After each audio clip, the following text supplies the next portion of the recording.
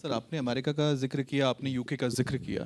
कहीं ऐसा तो नहीं है कि भारत में जो डॉक्टर्स की उपलब्धता है, बहुत आसान हो गई है? हमारे यहाँ जो हॉस्पिटल्स हैं, बहुत आसानी से आपके पास है, आस-पास हॉस्पिटल गए, आपसे डॉक्टर से मुलाकात की, आपका काम हो गया। उसी तरह से स्पेशलिस्ट डॉक्टर्स का भी बहुत ज़्यादा यहाँ पर चलन बढ़ गया है, जिसकी वजह से जो फैमिली डॉक्टर्स हैं, उनका हम देखते हैं कि लोग कम जा रहे हैं या सीधा स्पेशलिस्ट के पास जा रहे हैं। देखिए, ये तो खाली अर्बन एरिया में है, लेकिन रूरल एरिया में जाइए, अगर आप देखेंगे तो अभी भी कई कई किलोमीटर्स में शायद प्रॉपर डॉक्टर्स अवेलेबल नहीं है। वहाँ पर इसलिए क्वैक्स बैठे हुए हैं, जो कुछ न कुछ ट्रीटमेंट दे करके वो आपका कर लेते हैं, बट वो प्रॉपर ट्रीटमेंट नहीं होता है।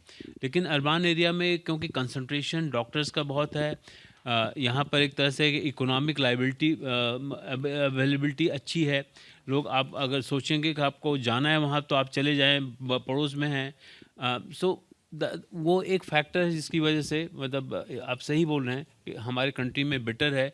यूके इन सब जगहों पे यह है कि अगर आपको एक अपॉइंटमेंट चाहिए तो कई महीनों का वेट करना पड़ता है, और जब तक आपका फैमिली डॉक्टर वहाँ रिफ़र नहीं करेगा, आप ऐसे सीधे जा भी नहीं सकते वहाँ पर। सो ये इस कंट्रीज़ से अगर देखा जाए तो हमारे यहाँ हम लोग उनसे बहुत लाख बेटर हैं, क्योंकि हम एक प्रॉपर ट्रीटमेंट दे सकते हैं। और ये चीज़ हमने देख लिया ड्यूरिंग कोविड। कोविड में जो जितने लोगों की जानें हमारे यहाँ बचाई गई, जितना हम लोगों ने किया है। आप अमेरिका देखिए, जबकि इतना इंडस्ट्रियलाइज़ था, सब कुछ था उनके पास, बट भी सबसे अधिक वहाँ डेथ रेट्स हुए। यूके में ऐसे हुआ, इटली में ऐसे हुआ। बाकी अगर कंट्रीज़ का देखें तो उस कंपैरिजन में हम लोगों ने बहुत अच्छा परफॉर्मेंस किया। ये भी नहीं हुआ कि भई अगर कोई बीमार है, कोविड है, तो उनको नहीं देखना है। जितना अकोमोडेशन हो सकता, जितना मैक्सिमम काम कर सकते थे, हमारे डॉक्टर्स ने, हमारे पैरामेडिकल्स ने, सबने बहुत अच्छा काम किया, और रिज़ल्ट वाज़ वेरी गुड। मतलब जितना हम एक्सपेक्ट करते हैं उससे कहीं बहुत अच्छा हम लोगों का रिज़ल्ट मिला था। सर, रिजल्ट तो बहुत अच्छे आए थे। हुँ। और कितना खतरनाक हम कह सकते हैं दौर था जो हाँ, गुजर गया। हाँ। और मुझे लगता है कि जो डॉक्टर फ्रेटर्निटी है और जो हेल्थ वर्कर्स हैं, उनको तो बहुत बहुत इसके लिए हम बधाई देना चाहते हैं कि उन्होंने लाखों करोड़ों लोगों की ज़िंदगी बचाई है, अपनी ज़िंदगी खतरे में डाल के। लेकिन जब इंसान खुद ही अपनी ज़िंदगी को खतरे में डालने के लिए उतारू हो जाए, तब आप क्या करें? जो सेल्फ मेडिकेशन है, कितना खतरनाक है।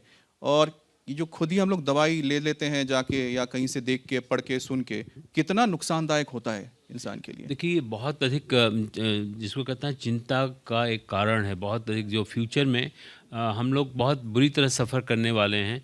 हम उसको बोलते हैं एंटी माइक्रोबियल रेजिस्टेंस, एएमआर। उसमें क्या होता है कि जैसे आपको बुखार आया, आपने 2 दिन एंटीबायोटिक खा ली, चले गए केमिस्ट से लेके खा लिया। जो बाहर के देशों में आप टच नहीं कर सकते उसको, लेकिन हम वो ईज़िली अवेलेबल, तो हमने लेके खा लिया। 2 दिन खाया, जो जिसका कोर्स 5 दिन का होता है, 2 दिन में हमने उसको छोड़ दिया। अब वो क्या हो गया, उससे रेजिस्टेंस डेवलप कर जाएगा। जो आपसे जो बीमारी दूसरे को लगी है, वो 5 दिन में नहीं ठीक होगा, उसको तो कम से कम 10 दिन लग जाएँगे। तो ये बहुत सीरियस मैटर है, और हमारे यहाँ कोई ऐसे रिसर्च वर्क नहीं हो रहा है कि हम नई एंटीबायोटिक्स प्रोड्यूस करें या उसके अगेंस्ट करें। तो ये हम बाहर से ही मोस्टली जितनी एंटीबायोटिक रिसर्चेज़ होते हैं, जो डीप रूटेड रिसर्चेज़ हैं, वो बाहर के हैं। उनको ज़रूरत नहीं, क्योंकि दे हैव कंटेंट, वो उन्होंने अपने को संभाल रखा है। अभी वो फर्स्ट जनरेशन यूज़ कर रहे हैं, हम फिफ्थ जनरेशन को यूज़ कर रहे हैं, तब भी हम ठीक नहीं कर पा रहे हैं। ये कुछ चीज़ें हैं जो कि गवर्नमेंट को संभलना चाहिए, और गवर्नमेंट से अधिक पब्लिक को समझना चाहिए कि आप सब कुछ खा लो, लेकिन एंटीबायोटिक को मत टच करो।